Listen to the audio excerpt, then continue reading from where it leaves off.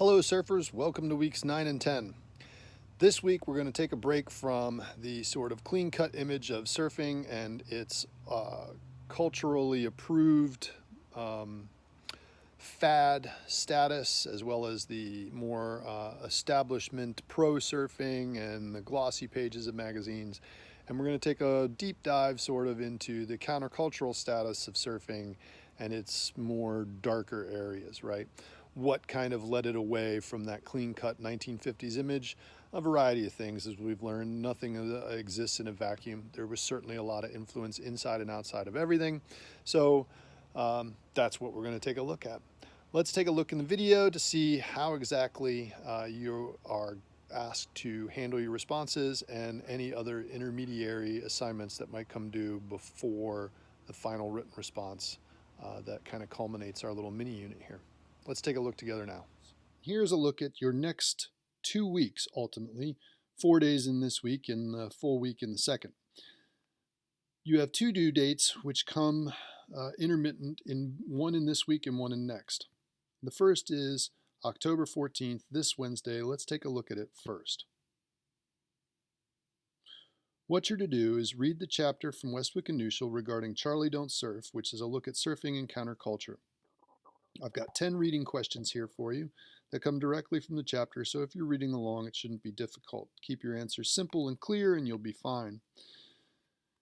Down here, I've asked you to do a quick Google search and peruse an article or two that asks you to consider the claims made by Westwick and Neuschel and whether or not you think, in light of that article or two, their claims are accurate. Again, keep it brief. That includes 10 questions. You'll notice that this is worth 12 points. The other 2 points come from viewing the scene from Apocalypse Now, which is referenced in the chapter here, and answering these questions in regards to this and the chapter, right? You include your answers to this along with your answers to these on a file upload by October 14th at 11:59. And that is the due date this week. Then you really don't have anything else from me this week except to be 1, reading Tapping the Source, and 2, working your way through some of these readings for the end of next week. Tapping the Source is your next firm due date before the end of next week, so let's look at it. On October 20th, as we discussed in our little Zoom meeting, the short answer quiz for Tapping the Source will be released here. You'll be able to find it in this box. The questions that you have some choices between to answer, you'll upload a file document and then have that in by October 21st at 11:59. So the quiz comes out on the 20th. You have until the 21st at midnight to submit your answers. So that's it. The first due date is this Wednesday, and then the next due date is the 21st, ultimately, in the week after. In between, you have some reading and some looking to do.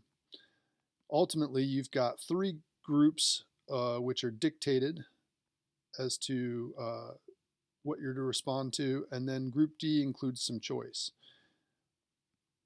At the ends of week 10, October 25th, by midnight, you are going to respond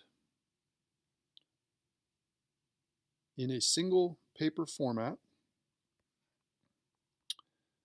to 2 readings from Alan Weisbecker, 1 reading from Craig Stesick, 1 reading from Chas Smith and an introduction by Matt Warshaw, and then out of Group D, your choice of either an article about the Fletcher family, Herbie Fletcher and his sons, and their sort of impact on the surf world, or you can choose to look at a sort of multimedia experience that dives deeper into the Brotherhood of Eternal Love, which is referenced in Westwick and Neuschel's chapter as well. So once you've read this chapter, you'll have some familiarity with who these guys are. Some pretty weird characters. So anyway, you're going to compose a single response at the end of the week of about 2 pages probably, where you deal with your reflections and considerations and interests in these two readings, this reading, and then your choice of either this multimedia or this article. How do you organize these? What you would want to do is look for things, one, that interest you, right? How does this deal with romanticism, and how does this sort of romanticize a countercultural movement? How does this sort of romanticize perhaps Bunker Spreckels? And how does Smith both romanticize and criticize sort of the drug abuse in current pro surfing and surf culture? Then this sort of looks at countercultural values within a family that sort of bridges multiple generations. And obviously, once you've read the chapter, you'll know a bit more who these guys are, but man, are they out there. So in your response, you could look at maybe how the romanticism is portrayed here, or maybe how the effect of drug culture seems to pervade in this one. What does surfing and drugs look like here? What does surfing and drugs look like here? What does surfing and drugs look like here? You could even just compare how the authors write about things in terms of surfing and drugs and sort of its impact on surf culture. Basically, you can respond to whatever you want in regards to what you find interesting within each work, but ultimately I'm asking you to consider how these things compose an idea of countercultural surfing. Again, you'll need to have responded to both of these, or include a response to both of these. This, and your choice here. All of this goes into a single file uploaded here, which is Sunday, October 25th at 11:59.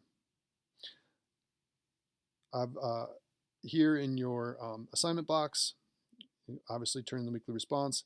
It says see video for guidelines, that's this, and parameters, that's this, as well as a mini lecture video for more context, which comes out in the announcement, right? You'll hopefully see it there in the announcement along with this video.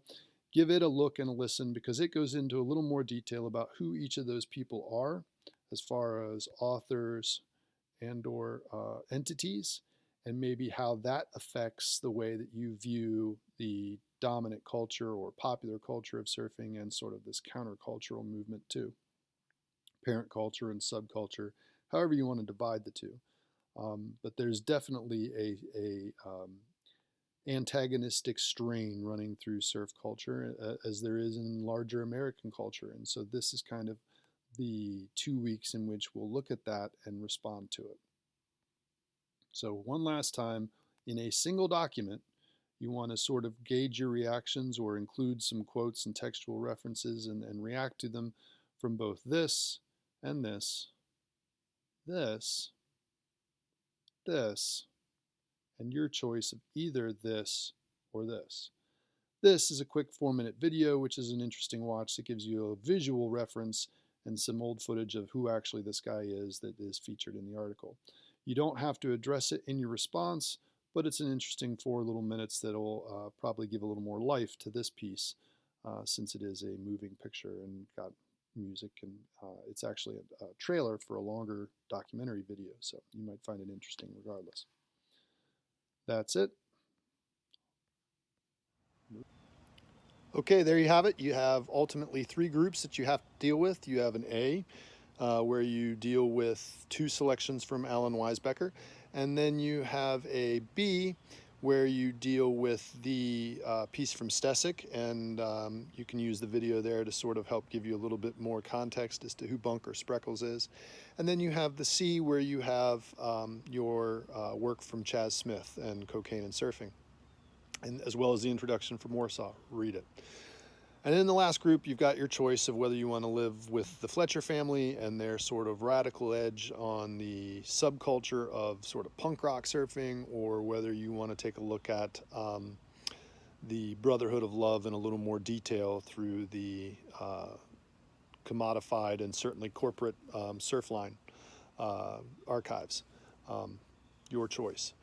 If you have any questions or just want to bounce ideas off and kind of hash it out a little bit more before you compose your response for a final upload, please don't hesitate to reach out, and we can try to chat and get that taken care of.